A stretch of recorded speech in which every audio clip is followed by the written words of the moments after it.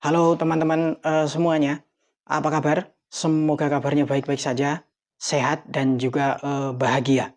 Kenapa bahagia? Karena tim nasional Indonesia kembali mencatat hasil yang sangat positif dalam FIFA Matchday leg kedua menghadapi Curaçao.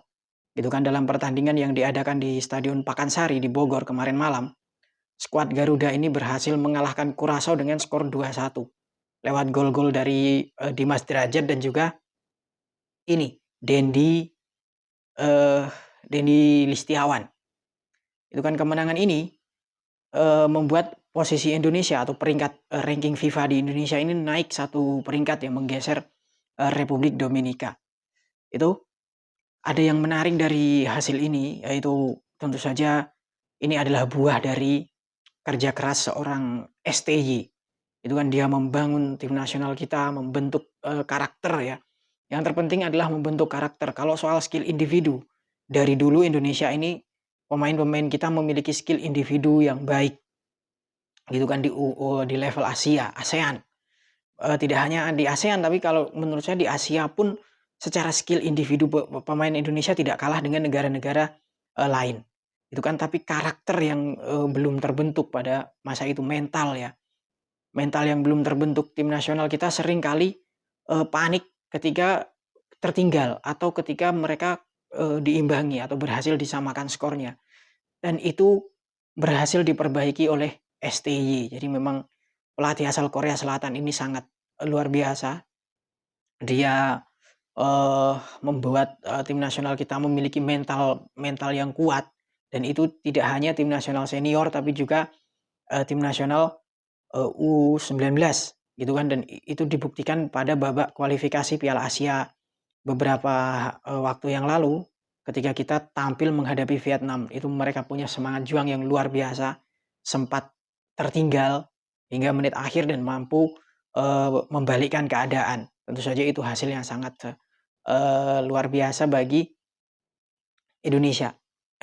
Pertandingan tadi malam sendiri juga, penampilan tim nasional lebih baik ya, dan saya tidak akan terlalu banyak mengulas jalannya pertandingan karena memang tentu saja ada yang lebih, berkompeten dalam hal, mengulas pertandingan, gitu kan. Setelah pertandingan, kita sempat ada kabar kalau Ketua Umum, PSSI yaitu, ini, Iwan Bule, ini mengatakan bahwa dia ingin Indonesia menghadapi tim yang berada di ranking 50 FIFA, itu kan. Tentu saja secara peringkat jauh di atas Curaçao. Itu Curaçao sendiri berada di peringkat ke-88 kalau saya tidak salah. Sedangkan si Iwan Bule ini mengatakan bahwa dia ingin tim nasional Indonesia menghadapi tim yang berada di ranking 50 besar FIFA. Agar para pemain ini semakin berpengalaman, semakin mentalnya semakin kuat. Itu kan, dan hal seperti itu diperlukan. Dan Iwan Bule mengatakan bahwa dia sudah meminta agennya untuk mencari lawan bagi tim nasional Indonesia, negara yang menempati ranking 50 besar FIFA. Hal tersebut juga disambut gembira atau disupport juga oleh STY, karena STY sendiri mengatakan dia juga menginginkan agar Indonesia ini mendapatkan lawan yang lebih kuat, lebih tangguh gitu kan, agar tim nasional kita semakin memiliki percaya diri. Dan berbicara mengenai negara yang ada di ranking 50 besar FIFA, ini ada beberapa negara potensial yang bisa menjadi lawan bagi tim nasional Indonesia karena mereka berada di ranking ke-50 besar FIFA. Yang pertama adalah Paraguay, negara dari kawasan Amerika Latin. Negara ini dulu pernah tampil 8 kali di Piala Dunia gitu kan, pada masanya. Tapi belakangan ini performa dari Paraguay memang sedang menurun. Gitu kan, mereka berada di peringkat ketiga terbawah di Amerika Selatan. Itu kan di atas Venezuela dan juga mana? Bolivia atau mana gitu kalau saya tidak salah. Pokoknya mereka berada di peringkat ketiga terbawah di Amerika Selatan. Ini memang performa dari Paraguay memang sedang dalam keadaan yang tidak baik, gitu kan, kurang baik. Dalam laga-laga uji coba mereka dibantai Jepang dengan skor 1-4, kemudian ditahan imbang oleh Korea Selatan, sebelum akhirnya menang dengan skor tipis melawan Uni Emirat Arab, gitu ya. Secara materi pemain, saat ini Paraguay dihuni oleh para pemain yang bermain di kompetisi lokal, ya di liga mereka sendiri, kemudian di Brazil dan juga Argentina dan Uruguay. Kita ingat Paraguay dulu ini memiliki pemain-pemain yang punya nama di kompetisi Eropa ya. Kita ingat ada Roque Santa Cruz, kemudian yang bersinar bersama Bayern Munchen, gitu ya. Kemudian ada ini Carlos Gamara, pemain yang bermain bersama Inter Milan. Kemudian ada kiper legendaris mereka Jose Luis Chilavert dan juga si Edgar Barreto. Jadi Paraguay juga sempat memiliki skuad yang mumpuni di level Eropa. Itu negara pertama yang berpotensi menghadapi atau menjadi lawan tanding bagi tim nasional Indonesia. Selanjutnya ada negara dari Eropa, dan negara ini adalah mantan juara Piala Eropa, yaitu Yunani. Saat ini posisi Yunani berada di peringkat ke-49 FIFA. Jadi kita ingat pada tahun 2004 Yunani membuat keajaiban dengan menjuarai Piala Eropa saat itu dengan mengalahkan Portugal di final. Itu kan mereka juga pernah tampil 2 kali berturut-turut di putaran final Piala Dunia, yaitu pada Piala Dunia 2010 di Afrika Selatan dan juga Piala Dunia 2014 di Brasil. Tapi mereka kemudian gagal lolos ke putaran final Piala Dunia 2018 di Rusia, dan juga mereka di Piala Dunia 2022 ini juga tidak lolos. Gitu kan. Penampilan mereka cenderung menurun setelah mereka tampil di Piala Dunia 2014. Tapi belakangan ini performa mereka kembali menanjak setelah berhasil berpromosi ke UEFA Nation League B, gitu kan, karena mereka berhasil mengalahkan Kosovo dan berpromosi ke UEFA Nation League B. Itu lawan negara kedua yang bisa menjadi lawan tanding bagi Indonesia. Selanjutnya, negara yang berpotensi menjadi lawan tanding Indonesia adalah sang tuan rumah Piala Dunia, yaitu Qatar. Itu kan Indonesia kalau bisa bertanding melawan Qatar karena mereka juga termasuk negara yang berada di ranking 50 besar FIFA. Itu kan sebenarnya persepak bolaan Qatar ini tergolong biasa-biasa saja ya, terlepas dari keberhasilan mereka menjuarai Piala Asia tahun 2019 kemarin gitu. Tapi setelah itu performa mereka cenderung menurun, kurang begitu impresif. Qatar ini dulunya mereka sangat getol melakukan naturalisasi pemain, sama seperti Indonesia saat ini ya. Tapi belakangan ini mereka mengubah kebijakan itu dengan banyak merekrut pemain muda, baik itu dari negara mereka sendiri maupun dari negara lain, gitu kan, negara-negara sekitarnya. Itu bisa dilakukan karena kita tahu lah Qatar ini negara yang kaya raya, gitu kan. Jadi apapun bisa mereka lakukan dengan uangnya ya.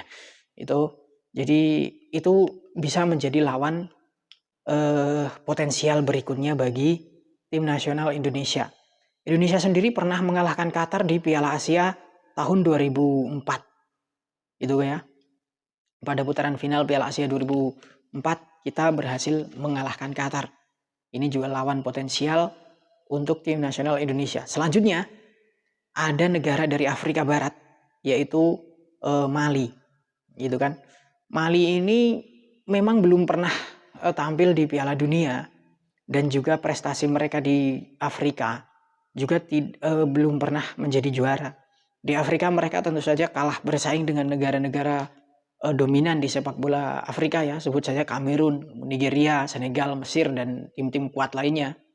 Tapi saat ini mereka juga berada di ranking 50 besar FIFA. Itu kan kalau tidak salah di peringkat ke berapa? 46 kalau saya tidak salah ya. Iya, 46. Mali ini berada di ranking 46, 2 tingkat di atas Qatar. Secara materi pemain, Mali sendiri juga untuk saat ini kurang begitu terkenal. Gitu. Meskipun mayoritas pemainnya juga bermain di Eropa, tapi nama-nama mereka tidak terlalu terkenal. Itu ya, kurang populer. Ada satu pemain Mali, kalau kita ingat di zaman dulu itu ada pemain Mali, striker ya, pernah bermain di Tottenham Hotspur dan juga Sevilla, yaitu Friedrich Kanouté. Jadi hasil uji coba yang dilakukan oleh Mali dalam beberapa pertandingan juga mereka bermain melawan negara-negara yang secara peringkat ini berada di bawah mereka, seperti Gambia, kemudian Guinea Khatulistiwa, dan mereka berhasil menang, gitu kan? Itu juga bisa menjadi lawan potensial bagi tim nasional Indonesia. Selanjutnya ada negara dari Karibia sana, yaitu tetangganya Curaçao, negara dari zona CONCACAF. Itu ya, negara dari kawasan Amerika Utara dan Tengah, yaitu Kanada.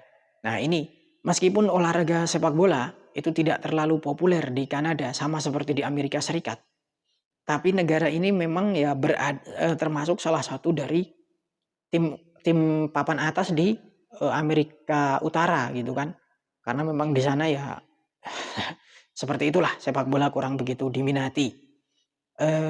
Mereka berada di posisi keempat di bawah Meksiko, Amerika Serikat, dan juga Costa Rica. Negara ini juga membantai Curaçao dengan skor 4-0 dalam pertandingan CONCACAF Nation League, gitu kan. Jadi cukup masuk akal dan cukup beralasan kalau ini juga bisa menjadi lawan potensial bagi Indonesia. Kanada sendiri memiliki seorang pemain yang cukup terkenal, cukup dikenal karena bermain di raksasa Bundesliga Bayern Munchen dan berkarir cukup sukses di sana. Pemain ini adalah Alphonso Davies, gitu ya. Jadi ini bisa menjadi lawan juga bagi tim nasional Indonesia. Saya kira itu 5 negara yang berada di ranking 50 sampai 43 FIFA yang bisa menjadi lawan potensial bagi tim nasional Indonesia, gitu kan. Mudah-mudahan sih apa yang disampaikan oleh Muhammad Iriawan atau Iwan Bule ini benar-benar terrealisasi ya. Indonesia bisa bermain melawan tim yang berada di ranking 50 besar FIFA. Itu kan apa ya, kalau kita menang, nama Indonesia akan benar-benar semakin dikenal di Asia, dia masuk dalam tim hitungan ya, tim dalam di Asia sana, dan mendongkrak ranking FIFA gitu. Karena meskipun kita 2 kali menang melawan Curaçao, ranking FIFA kita masih berada di bawah tetangga kita yaitu Malaysia. Itu kan, jadi kita harus terus menjaga konsistensi melawan negara-negara yang kuat dan meraih kemenangan agar kita bisa menyalip Malaysia. Itu yang terpenting ya. Dan kemenangan ini juga merupakan bekal yang baik bagi kita menjelang Piala AFF dan tentu saja Piala Asia tahun depan. Demikian untuk video kali ini. Terima kasih dan sampai jumpa.